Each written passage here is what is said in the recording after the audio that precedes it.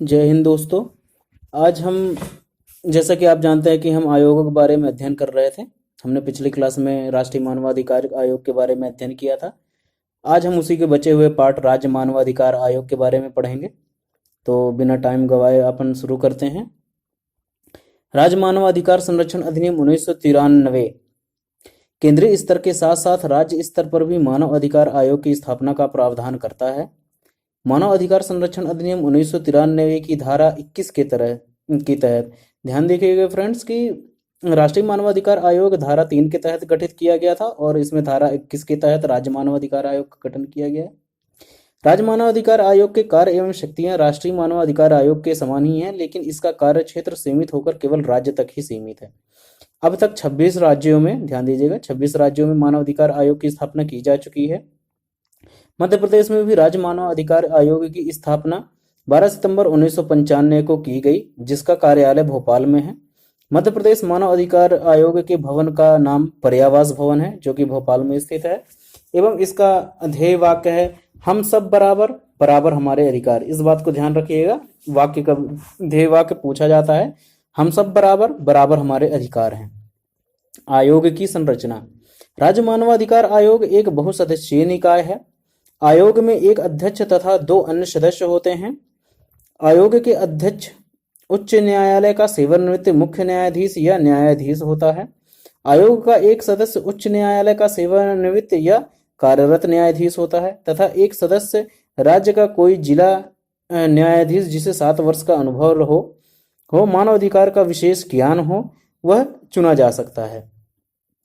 आयोग के अध्यक्ष एवं सदस्यों की नियुक्ति। आयोग के सदस्य एवं अध्यक्षों की नियुक्ति राज्यपाल मुख्यमंत्री की अध्यक्षता वाली समिति की अनुशंसा पर करता है। इस समिति के सदस्य निम्नलिखित होते हैं। राज्य का मुख्यमंत्री अध्यक्ष होता है। विधानसभा अध्यक्ष, राज्य का गृह मंत्री, विधानसभा के विपक्ष का नेता आदि राज्य के विधान परिषद हैं तो उसका अध्यक्ष और उसमें विपक्ष दल का नेता सम्मिलित होता है। उच्च न्यायालय या जिला न्यायालय के किसी कार्यरत न्यायाधीश को उच्च न्यायालय के मुख्य न्यायाधीश से परामर्श के बाद ही आयोग के सदस्य के रूप में नियुक्त किया जा सकता है। कार्यकाल एवं सेवा शर्तें। आयोग के अध्यक्ष एवं अन्य सदस्यों का कार्यकाल 3 वर्ष अथवा 70 वर्ष की आयु जो भी पहले होता है। आयोग के अध्यक्ष एवं सदस्य पुनः नियुक्ति के पात्र होते हैं। अपना कार्यकाल पूरा होने के पश्चात आयोग के अध्यक्ष एवं सदस्य केंद्र सरकार या राज्य सरकार के अधीन किसी नियोजन के पात्र नहीं होते हैं। आयोग के अध्यक्ष एवं सदस्य किसी भी समय अपना हस्तलिखित त्यागपत्र राज्यपाल को सौंपकर पदमुक्त हो सकते हैं। राज्य मानवाधिकार आयोग के अध्यक्ष सदस्यों के वेतन भत्तों सेवा शर्तों का निर्धारण राज्य सरकारें करती हैं। एक बार नियुक्त हो जाने के पश्चात उसके कार्यकाल के दौरान उसमें किसी भी प्रकार का कोई अलाभकारी परिवर्तन नहीं किया जा सकता। राज्य मानवाधिकार आयोग के अध्यक्ष को पद त्याग एवं पद से हटाए जाने की प्रक्रिया के बारे में पढ़ते हैं। राज्य मानवाधिकार आयोग के अध्यक्ष एवं अन्य सदस्यों की नियुक्ति राज्यपाल करता है, लेकिन उसके पद से केवल उसे राष्ट्रपति ही हटा सकता है। आयोग के अध्यक्ष एवं सदस्यों को राष्ट्रपति उसी आधार पर हटा सकता है जिस प्रकार वो राष्ट्रीय मानव अधिकार के आयोग के अध्यक्ष को हटाता है। एवं हटाने की प्रक्रिया आप पिछले वाले क्लास में आप पढ़ सकते हैं। अब हम आगे आयोग की कार्यों के बारे में अध्ययन करेंगे। मानवाधिकार के उल्लंघन की जांच करना, मानवाधिकार के उल्लंघनों की जांच करना अथवा किसी लोक सेवा के समक्ष प्रस्तुत मानव अधिकारों के उल्लंघन की याचिका किसी की अवहेलना करता हो तो जांच स्वप्रमाण व न्यायालय के आदेश से करना। न्यायालय में लंबित किसी भी मानव अधिकार से संबंधित कार्यवाही में हस्तक्षेप करना। जेल व बंदी गृहों में जाकर वहां की स्थिति का अध्ययन करना व इसके बारे में सिफारिशें करना। मानव अधिकार की रक्षा हेतु बनाए गए संवैधानिक एवं विधिक उपबंधों की समीक्षा करना तथा उसके प्रभावी कार्यान्वयन हेतु उपायों की सिफारिश करना।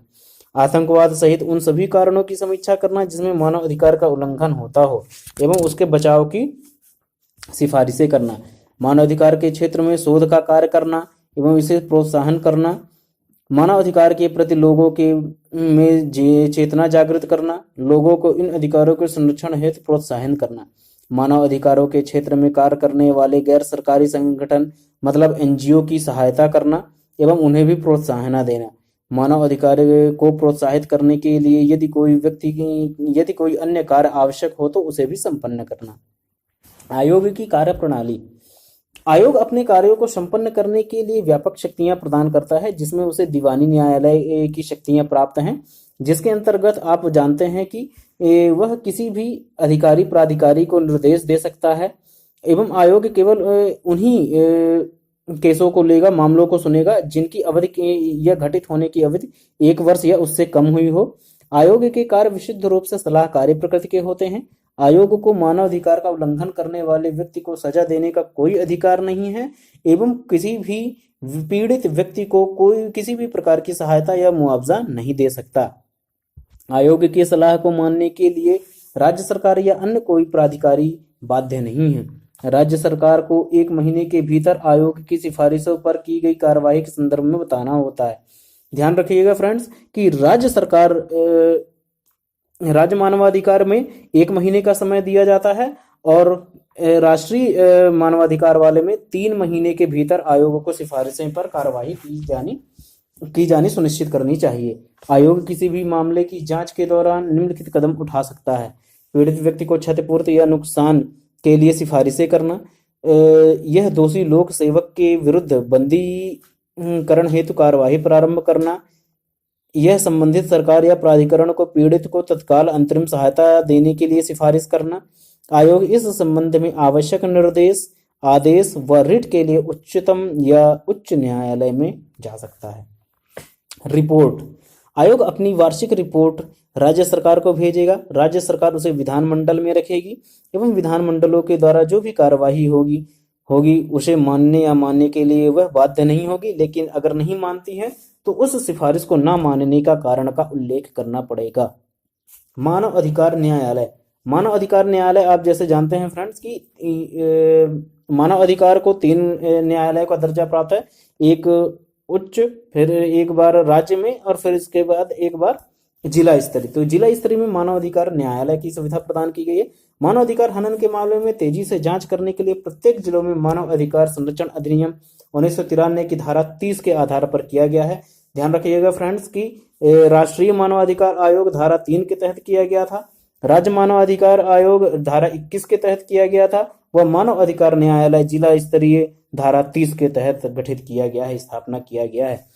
ऐसे किसी न्यायालय की स्थापना राज्य सरकार राज्य के उच्च न्यायालय के मुख्य न्यायाधीश के परामर्श पर ही करता है। प्रत्येक न्यायालय से संबंधित राज्य सरकार एक विशेष लोक अभियोजक की भी नियुक्ति करता है। राज्य सरकार किसी ऐसे वकील को जो कम से कम 7 वर्ष का वकालत करने का अनुभव हो, विशेष लोक अभियोजक नियुक्ति कर सकता है। यह था दोस्तों हमारा आज का अध्ययन राज्य मानवाधिकार आयोग पर। आइए थोड़ी शॉर्ट में एक बार दोहरा रिवीजन कर लेते हैं। राज्य मानव अधिकार आयोग का स्वरूप सांविधिक है। गठन मानव अधिकार संरक्षण अधिनियम की धारा 21 के तहत किया गया है। स्थापना 12 सितंबर 1995 को। प्रधान कार्यालय पर्यावास भवन भोपाल में स्थित है। संरचना 1 अध्यक्ष तथा 2 अन्य सदस्य होते हैं। अध्यक्ष तथा सदस्यों की नियुक्ति राज्यपाल के द्वारा मुख्यमंत्री की अध्यक्षता वाली समिति चयन समिति के आधार पर किया जाता है। सदस्यों का कार्यकाल 3 वर्ष व 70 वर्ष। अध्यक्ष एवं सदस्यों की सेवा शर्तों का निर्धारण राज्य सरकार द्वारा किया जाता है। रिपोर्ट राज्य सरकार को सौंपी जाती है। प्रथम अध्यक्ष हबीबुल्लाह एवं वर्तमान अध्यक्ष नरेंद्र कुमार जैन हैं। धन्यवाद दोस्तों। आज राज्य मानवाधिकार के बारे में आज हम इतना ही अध्ययन करेंगे। आशा करता हूं कि यह आपको वीडियो अच्छी लगी होगी। आप ऑडियो को जरूर डाउनलोड करें, सुने, कहीं भी सुने और अपने ज्ञान को वर्धित करते रहें। और please subscribe my channel JC Jagran classes. धन्यवाद। जय हिंद।